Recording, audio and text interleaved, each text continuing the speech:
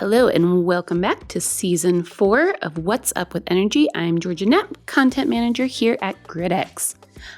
Today, I have Tina Hadler, Head of Sales at Theben Smart Energy, joining me to talk more about the world of 14A. So let's just dive right in. Tina, thanks so much for joining me. Yeah, thanks for having me. And before we start, if you can just tell us a little bit about yourself and then about Theben Smart Energy as well. Sure. Okay, starting with me and my person. So I joined Theben 2.5 years ago as the head of sales. But within that topic, so the whole smart meter industry, the whole digitization of the energy industry is something that is in my focus for already 10 years now. When I finished university, I was joining a consulting company, and I was directly diving into the smart meter law frame that was recently about to be published. And for the ones in the German market, it was the Messstellenbetriebsgesetz, and that was back then the starting point for getting the digitization in the low voltage area of our grid. Okay. And from that moment on, I was really focused on diving deeper into that, because I figured out, okay, there is a lot of transparency lacking in our energy supply system. And when I was working with the clients, there were mainly utilities and regional energy suppliers.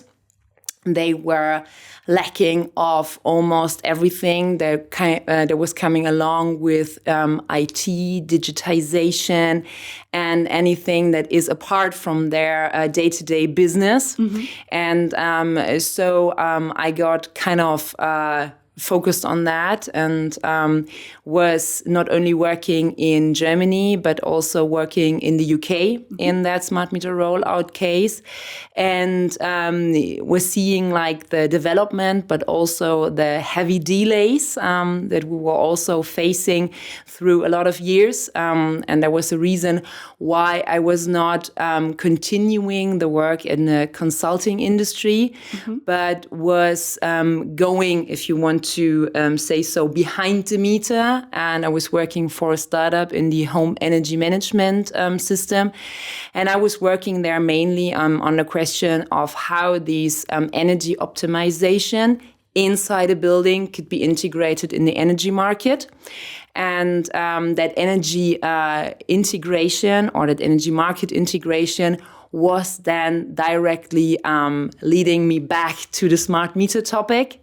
Okay. And with these projects that I was leading in that startup, the contact got to Theben, and that's where these paths were crossing. And so I ended up in Theben.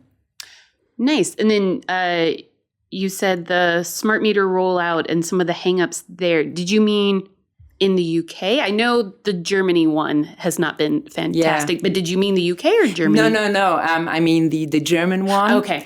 I mean the German one, exactly, because we were starting in the German market. And then I was in a project with a consulting company.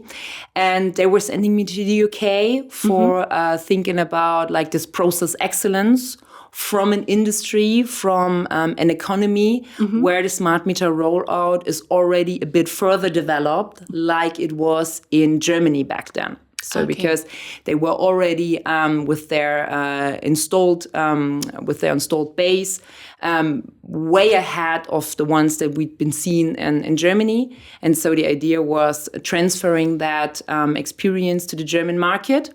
But to that time, nobody was really interested, because they were still sorting the basis and the prerequisites of the rollout that we're seeing today. Okay. And then could you explain a little bit about what Theben does? Sure. And Theben Smart Energy, because then there is just exactly. Theben, right? Exactly. So the Theben itself, so the Theben Inc., is a company that has been found like more than 100 years ago. Oh, okay. Yes, it's like this German Mittelstand, so like this German medium-sized company where the German industry is kind of famous for. And the founder, Paul Schwenk, he was back then already thinking about energy to the right time.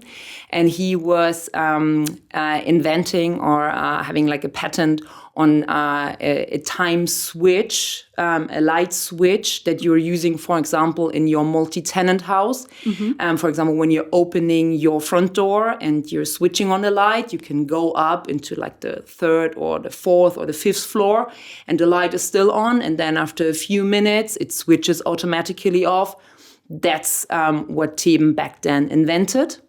So that company already thought very early about like that mechanical switching units.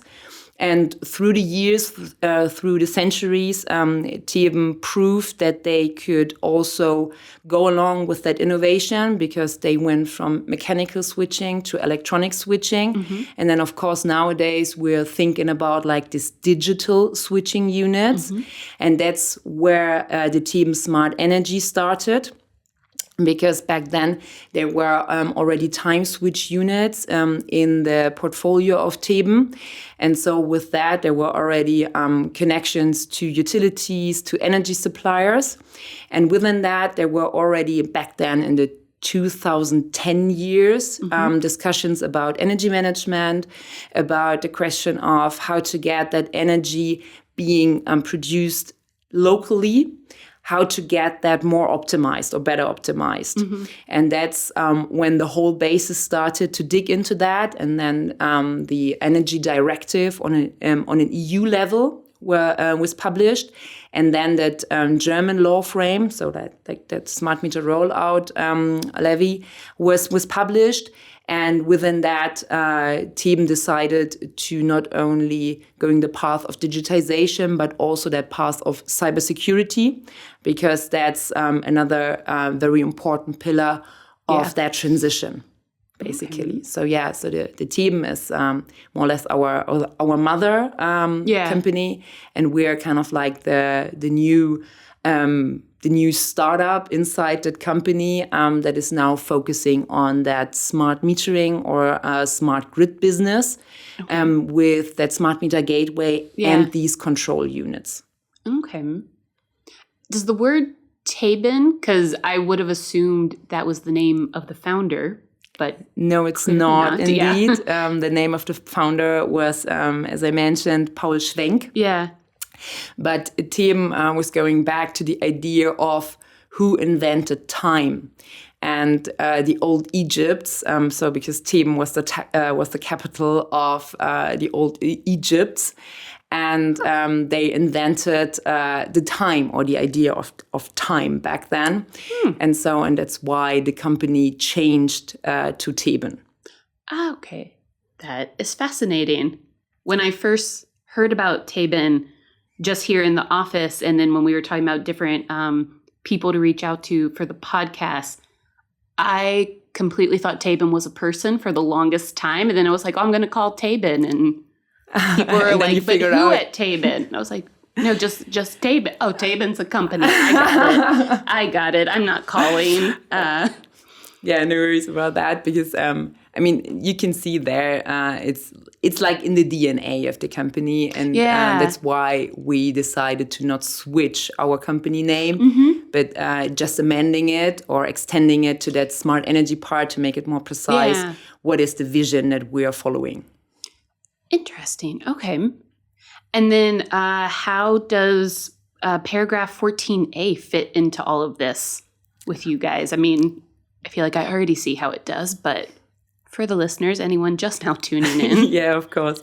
So as I already mentioned, our DNA is more based in that time switch or building automation, we're not like a company that has their DNA in the metering part. So we were never measuring the energy itself or metering it, but we were more focused in controlling it. So when we started that whole smart meter gateway communication part and sector within that cybersecurity requirements with like this high complexity of IT infrastructure, it was directly clear that when we're developing our portfolio, it will be that controlling part. And it was already clear back then that the smart meter rollout will be a smart grid rollout anyway.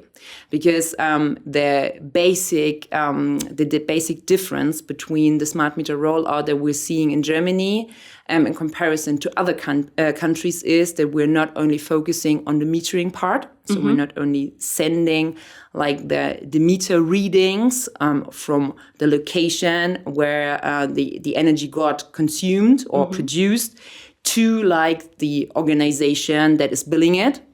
But we directly thought about like a bidirectional communication path for not only sending the meter readings, but directly controlling it. And so for that, it was clear for us that we are also developing our portfolio into these controlling devices. And that's why 14A was ever since in our focus and also within our work to think about, okay, who's the competencies, who's the people that we need on board for not only having that communication competency, but also that controlling competency. Okay. And then because 14A just came into fruition in 2024, beginning of 2024? Yeah, it was by the end of 2023 Yeah. when like that section or the paragraph was published. And was that in 2023, were you guys already kind of like thinking about, because I know at least here, I just started at GridX like kind of mid 2023. And so I came in already hearing about this paragraph, but not really knowing what exactly it was going to do. Were you guys already kind of on the ball knowing that there was going to be this amendment coming up? I guess you can assume the question. Of course, we started that development way earlier.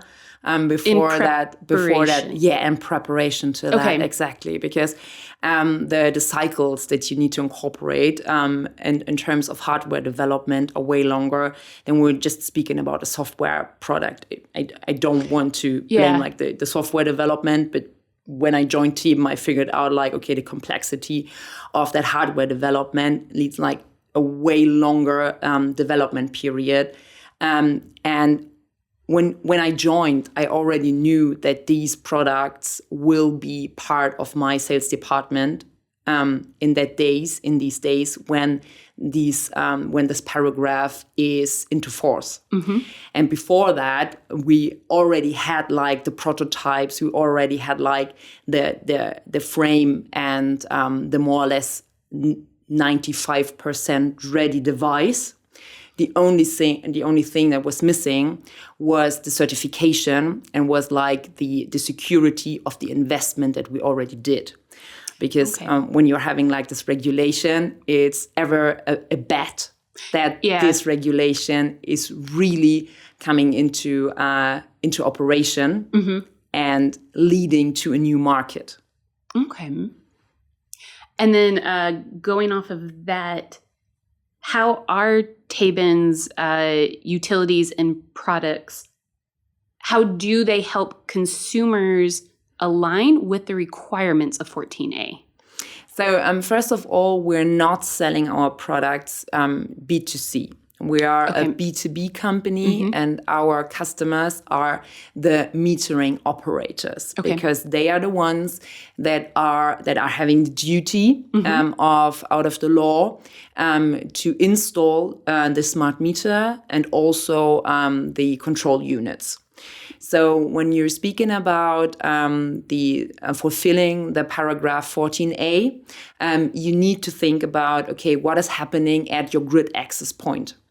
because you're not only in the need of that control unit, you're also in the need of the smart meter gateway. So you're thinking about like a whole installation that is being extended by that control unit. So when we're speaking about, okay, how is that coming along with the customer's needs, it's about thinking, okay, how can they optimize their energy consumption and how can they benefit from being a part of that energy transition. You're talking about, sorry, the end customer now, or still the That's the one? end customer. Okay. That's the end customer, because at the end, the companies that we are selling our products to, they are just like the fulfillment organizations for transforming the infrastructure that we're at the moment lacking of. Okay. Because back then we had an energy supply system that was centrally organized with big power plants, with like coal or nuclear power plants that were supplying the different households, companies, etc., in the different voltage levels from a central way of then going down the grid voltage levels. And with the energy transition and with the increase of distributed energy resources, we're turning that way around, because we're having locally production, but also consumption. But from a volatile perspective that is given by the sun or by wind, we're not having the demand and the production in the same time. Yeah. And so for that, you need to have more transparency on when is the demand and when is the consumption, and how you can match that. So that's why we're seeing an increase in battery storage, that's why we're seeing also an increase in electric vehicles, or better, an extension of the use, and just being mobility, but also being a mobile storage that we could use for the grid. But also the heat pumps is an important part of this electrification of our energy supply system. And that's why when we're speaking about that smart meter rollout or that smart grid rollout, it's a question of how we're getting more transparency in our supply system for meeting that demand to the time when we're having consumption, or shifting the demand into times when we're having consumption, or when we're having that production of the DERs. And then in terms of competitors, like how do you see competitors also doing this, and what would set Theben apart from that? So splitting the market into two, because on the one hand side is that that market for the smart meter gateways. So of course there is competitors that we're working together in the market. But on the one hand side, of course, when you're having a new market, you're having competitors. But on the other hand side, it's kind of like that co-opetition, that new word that you're hearing very often. It's the same for the control devices itself.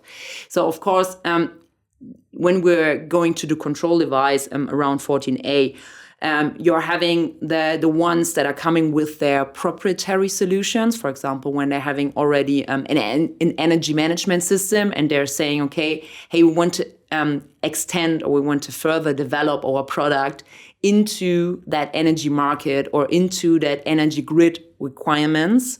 This is something where we're seeing like a competition, or we're seeing like new players, or ones that are coming out of the very specific industry like we do. And then they're developing like these control units that is described in the FNN requirements book. And when they're speaking about their product, then they're just speaking about fulfilling these requirements. And that, of course, is then coming along with the offers that we're seeing in the market with the energy management system, with the device of the OEMs, but also of the side, what is the requirements of the DSO? So from the grid perspective, that they're asking, okay, how we can connect these two worlds together over that 14A. Okay. And then speaking of the control units, is that what you have brought with you, the little white boxes? Yeah. I have in front of me here the different products that we are having in our portfolio. So the basis of that is like that. That's a smart meter gateway. So at the end, it's just a communication unit. But it has different interfaces. And the interface that is crucially important for that 14A is the so-called CLS, Controllable Local Systems Channel. Okay. That is sitting here downside. So it's like a very unexciting Ethernet port down there. But this is enabling, for example, like the connection between the gateway and, for example, a control unit and an energy management system. And that's when we're extending that gateway with the control unit. And that's like a second box, frankly saying. And these two, they are hanging down in your basement next to each other, being connected, and then being able to get a control order of, for example, the DSO to your heat pump, for example, or through your energy management system into your consumption. Or into your household. Then saying like, okay, we're having here a bottleneck in our grid, in our local grid. You have to dim your load down to 4.2 kilowatt. And that's what is being controlled through these two devices. So they are receiving that order, and they are working with it and giving it to, or making sure that they are giving it securely to the installation that is sitting behind the grid access point. But you need both of those boxes to do it. You need these two boxes because this is the one that is communicating and this is the one that's switching. Okay.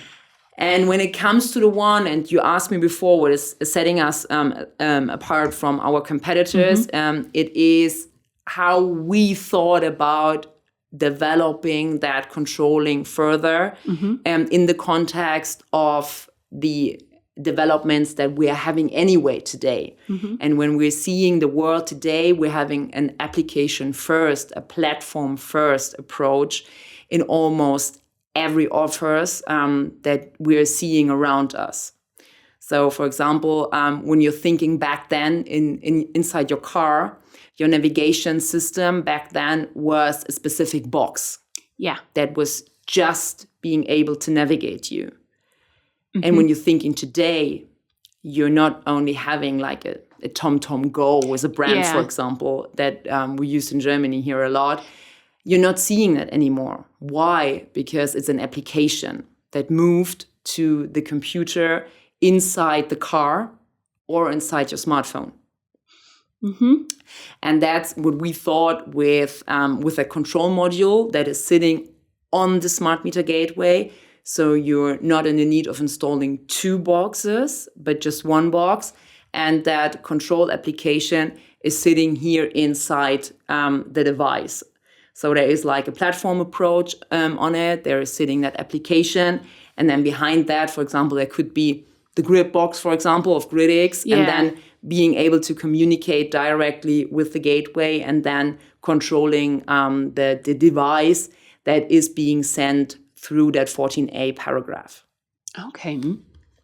And then you have three boxes, right? Yes, exactly. Okay. So that's just the gateway. And if you're just recognizing that when I'm comparing these two. Here I thought it was still the same one. Yeah, exactly. And that's at the end the thing. It should appear the same, more or less. Yeah. Because the intelligence is sitting inside that. Okay. So the module that is sitting here is like a platform approach, and there is that application that can be extended by other applications in the future for them being able, like your smartphone or like your whatever computer that you're using, or for example like your TV, that is also today a carrier of apps, of applications that you're using.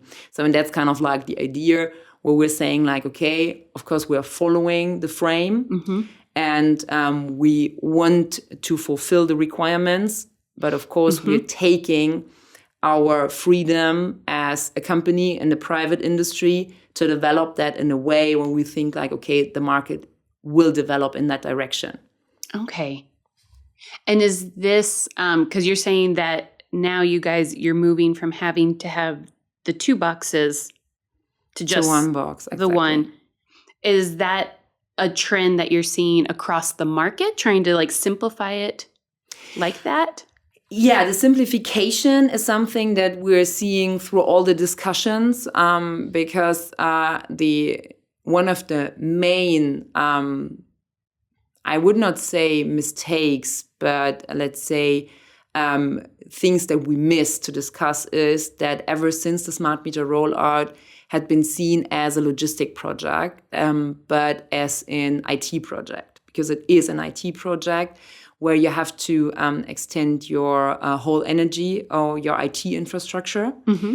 And when we thought about that control module that I showed you before, then we were thinking of simplifying the hardware approach for not thinking about, okay, I have to install, I have to maintain, I have to store 2 devices instead of just one.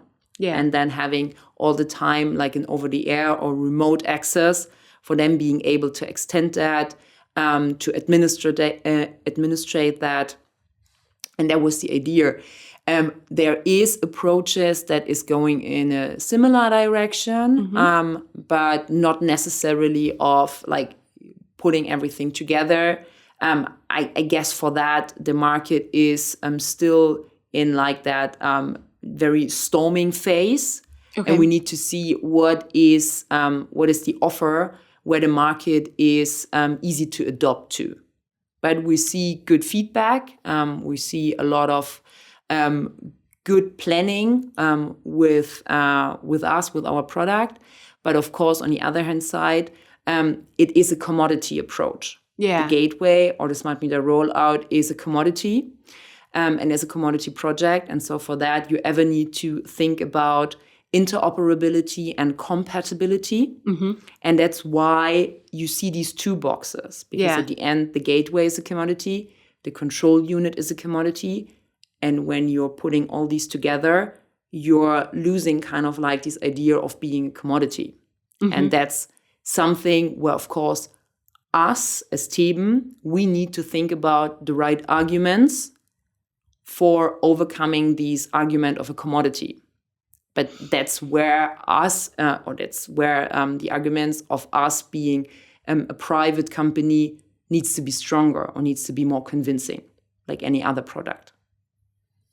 And how then have you had to adapt your sales strategy to go along with all of this, I guess, or to work with these changes? Yeah, so at the moment, our day-to-day sales strategy is, of course, mainly focused on the smart meter gateway, because that's the process where most of our clients are familiar or getting familiar with. And the whole world of that 14A and fulfilling that and thinking about a hardware strategy is still new to all of the company, either when you're speaking to like the startups or to that very conservative and traditional utilities. It's to the both of them, it's new processes. And the sales strategy there is, of course, explaining a lot and being able to cut down the complexity into little steps, into tiny steps, into projects, piloting, into being able to explain, okay, what is the benefit, what is the downside, what is the interoperation with the system part that I was mentioning before, that you need to be able to have not only the right hardware partner, but also the right software partner at hand for then having a system that is working when it comes to an operation and when it comes to an increase in that rollout. Okay. And we're only talking about the German market still, or is this European? At the moment, we are in a special situation in Europe. And yes, we're going like the German Sonderweg with that smart meter rollout. Because as I mentioned before, the other markets, they were focusing on the metering side. So and it's kind of like a comparison of apple and oranges. That the other companies, like for example Italy, they were doing the smart meter rollout because they had like a big lack of transparency in their grid and having a lot of losses in their energy bills because the neighbor of the one they were stealing like the power, and so when they did the smart meter rollout, it was an easy business case. Or for example, like in the Nordics, there is very low density in population, and it's very afforded to drive around by cars, and do the meter readings than just having like a remote meter reading system, and that's why the smart meter rollout there was also kind of easy, and the same like in the UK, but directly focusing on that controlling path or that controlling channels.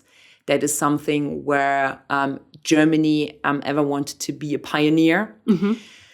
But of course, the complexity behind that and the necessary competencies in the IT field, that was, I would say, a bit underestimated. What is the interfaces, what is the dependencies that you had to think about. And at the end, you could definitely criticize what is the role of the regulator and what level of detail should a regulator regulate, or what is the things that a market at the end would solve. And that's at the end a discussion that we're having here, because at the end we're having that very critical cybersecurity, because at the end, if there's any threat to an energy supply system, we could face a blackout. But on the other hand side, when you're having this huge complexity, then you're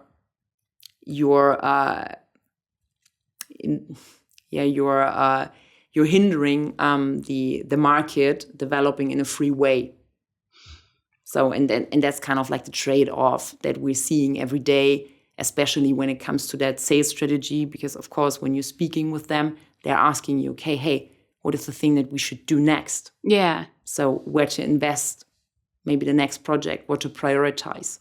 And, of course, sometimes it's not investing into the hardware. Would you say then that 14A coming about was a result of just trying to think how to word this, regulators seeing the need, or was it like the natural progression of the market? Like the market was kind of already pushing us towards needing this emergency dimming control, or was it just something that German regulators thought of? It was driven by the grid, especially by the distribution grids. That's why the role being in duty of rolling that out is the metering operator. And within the liberalization of the energy market, that role was being cut out as an extra role. Apart from that metering operator. So it was before then, it was a part of the DSO. And so it got an extra role, a distinct role. And that role is now being able to be fulfilled in two ways. So on the one hand side, there is this default metering operator that is, for example, like your utility when we're speaking about here in Munich. So there is like the Stadtwerke München, so the utility of Munich, and they have these roles, inside their own organization. So they have the DSO, they have the energy supplier role, and now they have that default meter operator. And they are in charge of rolling all these smart meters out in the market. Okay. But of course, like in every market, it is not working without competition. And that's why there is like this competitive meter operator, and they can build around that whole smart meter rollout, that whole smart grid topic, their own business model. That's why we're seeing, for example, like companies like Enpal or 1,5 Grad or other companies. They are also incorporating the smart meter topic inside of their business models, because they're seeing like, okay, for going along in that market, we need to think about that smart meter. Although that they maybe never wanted to think about that, but they see, okay, if we want to approach in the market, we need to think about that. And that's why they took over the role in different constructions of this competitive meter operator. Okay. And then do you have any examples where Theben's smart energy solutions have helped end consumers understand and comply with 14A?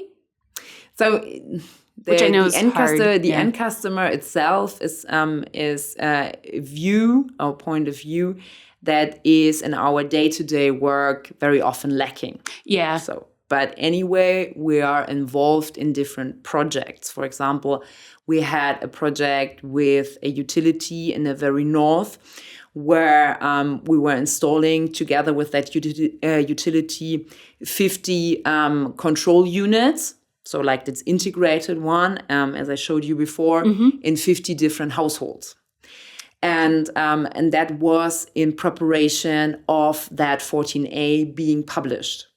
Okay. And of course, these projects showed us a lot about the reaction and about the gap that is between our very specific and complex world and the world where the end customers are still in. Although that they are highly motivated, they're very, very often high levels of frustration being reached because it was not working in a way and they had to repeat the installation. They were not seeing the results that were promised at the starting point of the project. So there is a lot of discussion. There's a lot of explanation that we need to do if we want to have these control units being spread wider in the market and being widely accepted inside the society. And do you find just like the average everyday end consumer even knows what this is? Or is it mainly like that person who has the solar panel, the EV, the heat pump, like super into green energy? Or does even just the lay person know? I don't think that there is a necessity that if we're going now out of the street and asking somebody, hey, you have an idea what smart metering is? Then maybe you would get a rough idea what it might be. Yeah. But I don't know if it's necessary that somebody is able to explain what is a 14A paragraph in a very detailed way.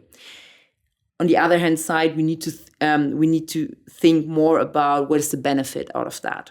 So, for example, when they're knowing out of the paragraph 14A, so that their benefit of reduced grid fees, for example, that they could benefit of special tariffs, their energy bill in a whole could be reduced.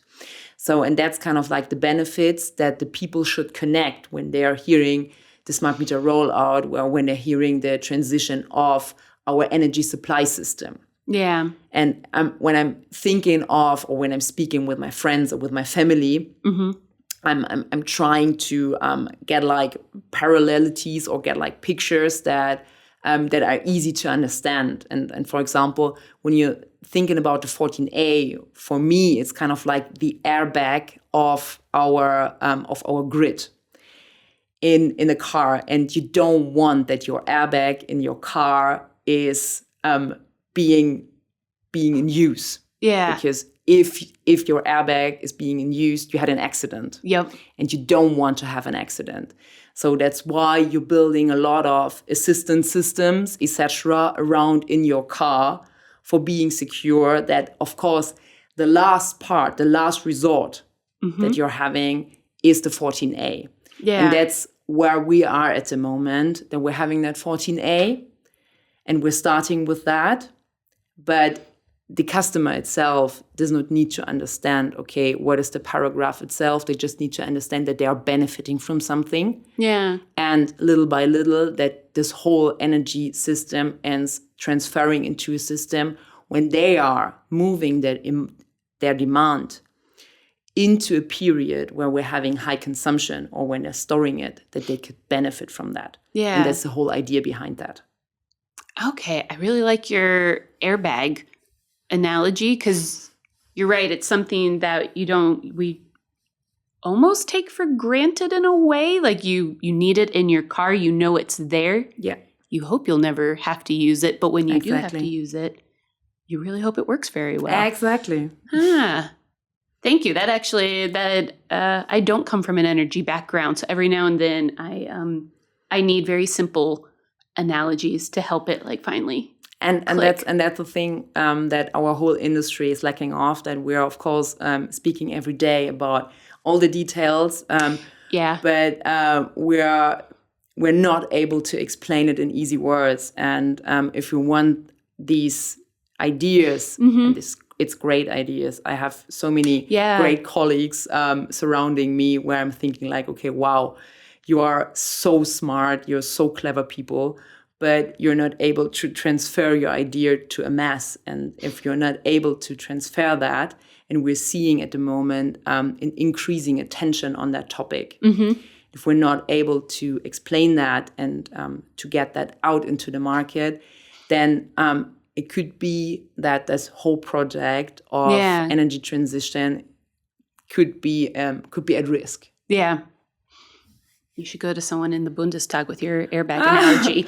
I was back then. When I was 6 months at Theben. I was invited to one of these expert rounds, and my God, I was so super nervous.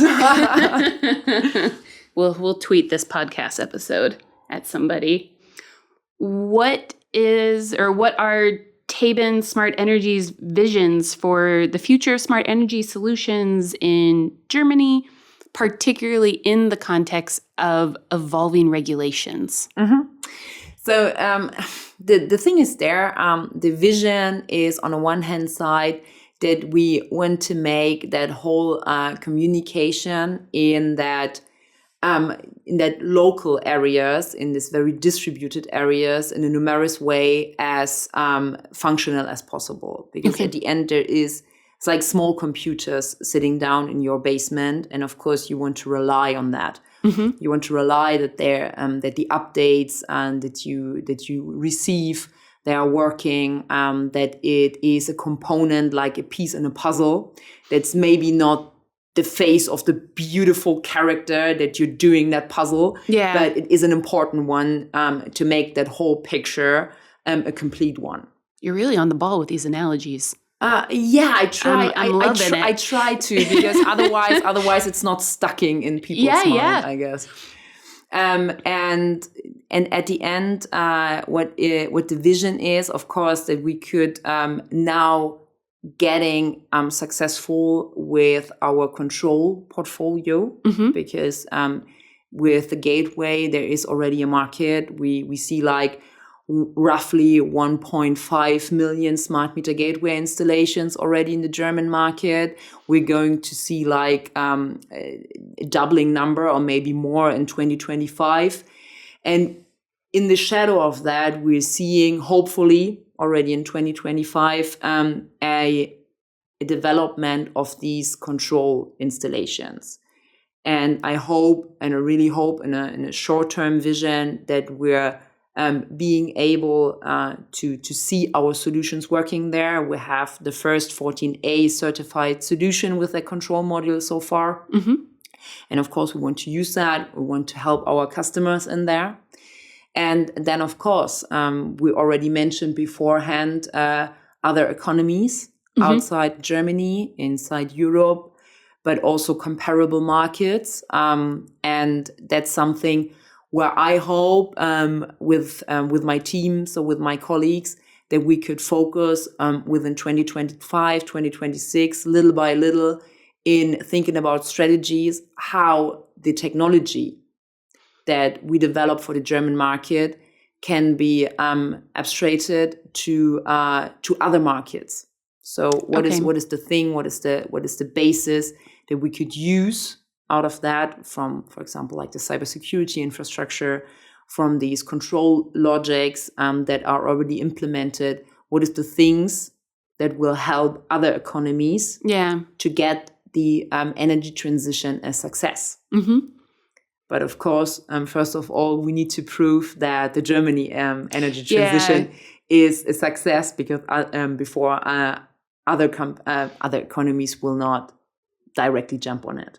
And that's like the long-term vision, where I hope Theben could play a role. Yeah. Theben, so the company itself, is already active in more than 60 countries worldwide. Nice. And if that could be something that we're also making work for the smart energy, that would be great.